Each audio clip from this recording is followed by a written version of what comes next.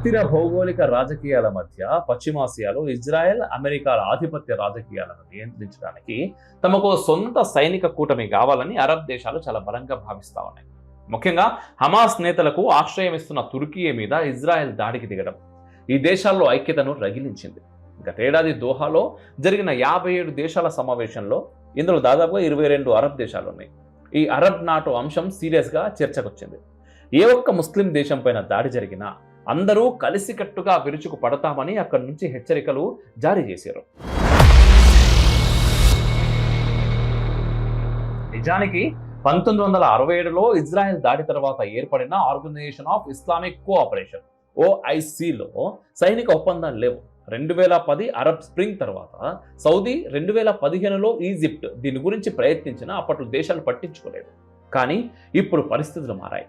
Cairo అంటే Egypt వేదికగా Arab NATO కార్యాలయాన్ని ఏర్పాటు చేయాలని, తాము 20,000 మంది సైన్యాన్ని ఇస్తామని ఈజిప్ట్ ముందుకు వచ్చింది.